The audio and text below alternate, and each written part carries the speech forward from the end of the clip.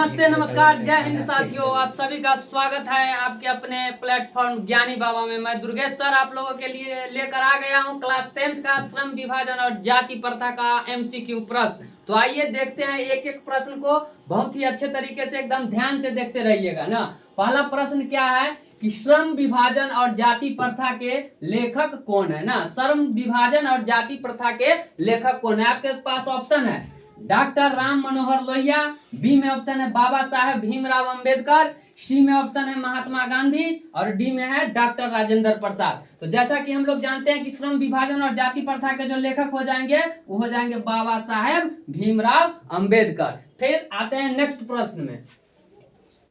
लेखक की दृष्टि में विडंबना की बात क्या है ना। लेखक की दृष्टि में विडंबना की बात क्या है। ऑप्शन ए में है जातिवाद के पोषकों की कमी नहीं है, बी में है जातिवाद के पोषक नगण्य है, सी में है आर्थिक दृष्टि से जातिवाद उचित है और डी में है जातिवाद लोकतंत्र के विरुद्ध नहीं है ना। तो इसका जो ऑप्शन हमारा हो जाएगा आंसर इसका सी हो जाएगा, आर्थिक दृष्टि से जातिवाद उचित है। ठीक है, देखते हैं फिर अगला प्रश्न।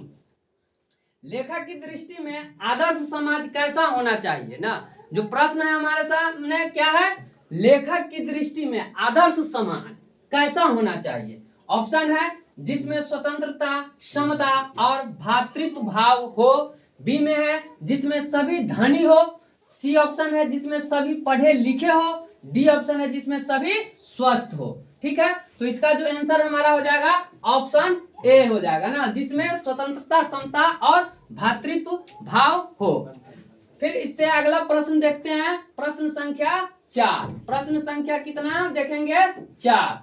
तो लेखक बेरोजगारी का प्रमुख और प्रत्यक्ष कारण, यहाँ पर टाइपिंग मिस्टेक है, कारण किसे मानते हैं। लेखक जो है वो बेरोजगारी का प्रमुख और प्रत्यक्ष कारण जो है वो किसे मानते हैं।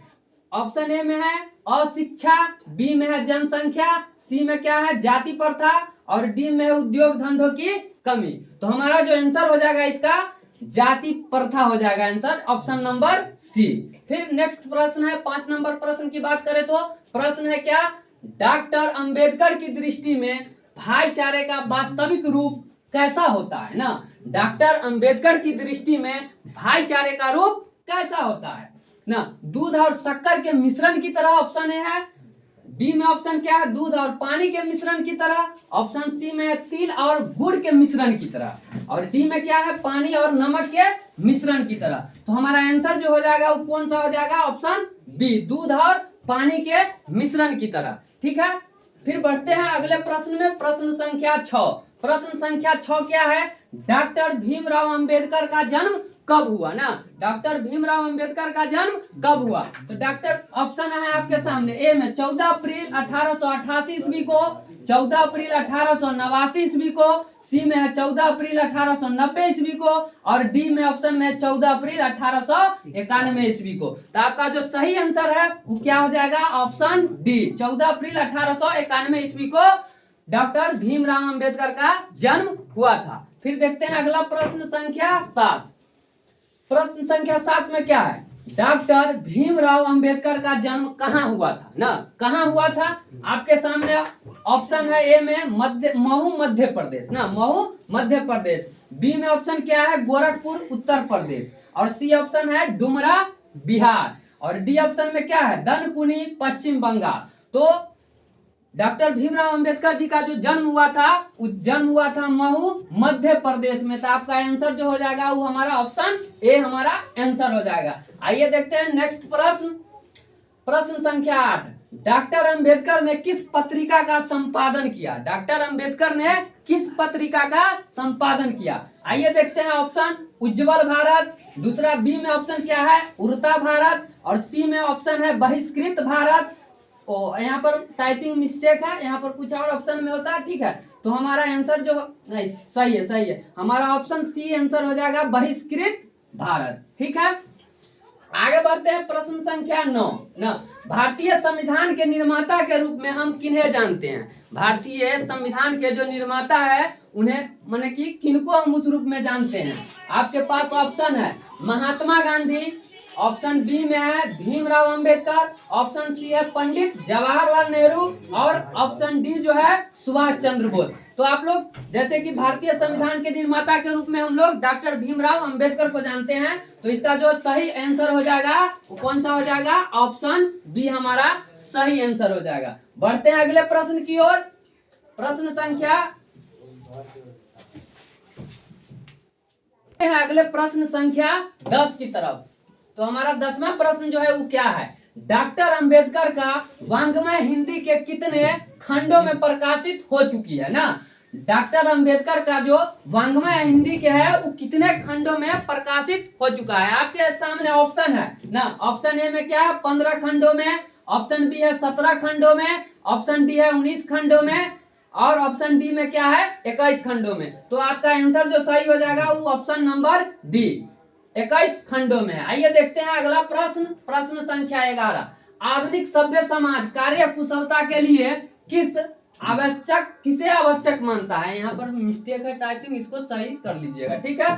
किसे आवश्यक मानता है, तो ऑप्शन ए में क्या है श्रम विभाजन, ऑप्शन बी में है धन विभाजन, ऑप्शन सी में है जन विभाजन और ऑप्शन डी में है जाति विभाजन, ठीक है।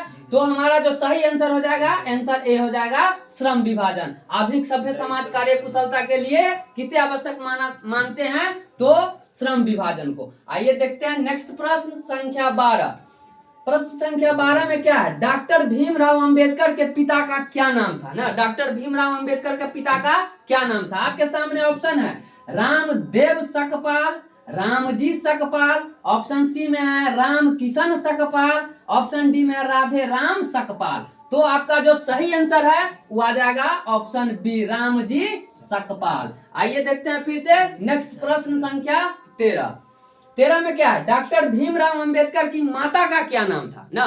माता का क्या नाम था, तो माता का नाम था ऑप्शन ए में क्या दिया हुआ है रानी बाई, ऑप्शन बी में है कुंती बाई, ऑप्शन सी में है शीलाबाई और ऑप्शन डी में है भीमाबाई। तो हमारा जो आंसर सही हो जाएगा वो आंसर कौन सा होगा, डी ऑप्शन भीमाबाई, ठीक है। आइए इसी प्रकार देखते हैं अब प्रश्न संख्या 14 प्रश्न संख्या में क्या है, डॉक्टर भीमराव अंबेडकर ने पीएचडी की उपाधि कब धारण की ना। पी मतलब कि डॉक्टर भीमराव अंबेडकर ने पीएचडी कब किए थे। तो ऑप्शन ए में क्या है 1920 ईस्वी, ऑप्शन बी है 1918 ईस्वी, ऑप्शन सी है 1916 ईस्वी और ऑप्शन डी जो है वह कितना 1914 ईस्वी। तो हमारा सही आंसर जो हो जाएगा वो ऑप्शन सी हो जाएगा 1916 ईस्वी में डॉक्टर भीमराव अंबेडकर पीएचडी किए थे। बढ़ते हैं नेक्स्ट प्रश्न की ओर। प्रश्न संख्या 15, the caste in India where mechanism किन की रचना है ना।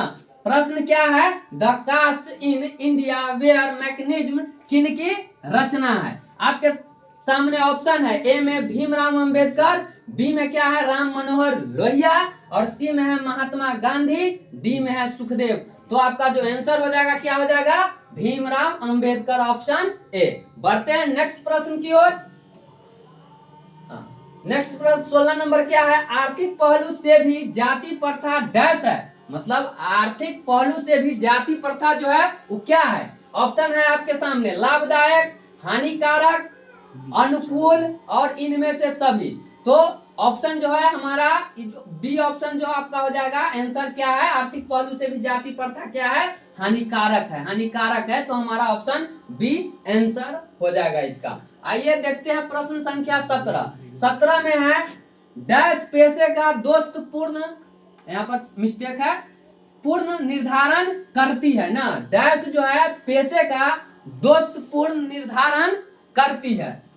ऑप्शन है आपके सामने श्रम विभाजन, जाति प्रथा, प्रत्यक्ष और लोकतंत्र ना। तो इसका आंसर क्या हो जाएगा आपका, पेशे का दोस्त पूर्ण निर्धारण करती है।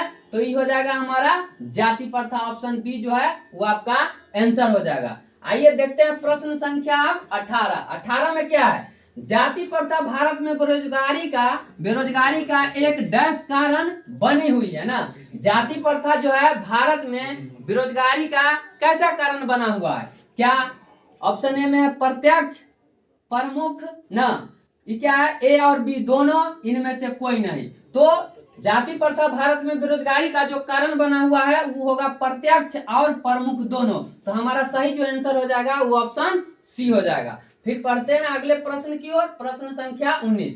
मुख्य नायक क्या है ना, मुख्य नायक क्या है? तो मुख्य नायक ऑप्शन ए में दिया हुआ है अखबार, बी में क्या है पत्रिका, सी में है पुस्तक और डी में है कहानी संग्रह। तो मुख्य नायक जो है वो एक पत्रिका है। तो हमारा आंसर क्या हो जाएगा, बी इसका राइट आंसर। बढ़ते हैं, 20 प्रश्न का हम सीरीज लेके आए थे, तो इसका जो है वो आखिरी प्रश्न है। आखिरी प्रश्न क्या है, डॉक्टर भीमराव अंबेडकर की मृत्यु कब और कहां हुई? मतलब कि डॉक्टर भीमराव अंबेडकर की जो है मृत्यु कब और कहां, मतलब किस ईस्वी में और जगह कहां हुआ था? तो ऑप्शन ए में है 1956 दिल्ली, बी में है 1957 मध्य प्रदेश, सी में है 1958 वाराणसी और डी में है 1959 बिहार। तो हमारा ऑप्शन जो है ए नंबर हो जाएगा इसका राइट आंसर। 1956 में दिल्ली में इनका निधन हुआ था, मतलब कि इनका मृत्यु हुआ था। तो आप ऐसे ही वीडियो के लिए हमारे चैनल को सब्सक्राइब कर ले, जिसका नाम है ज्ञानी बाबा। और आप अच्छा से तैयारी करना चाहते हैं क्लास 10th बोर्ड का, तो इस चैनल को जरूर सब्सक्राइब करें।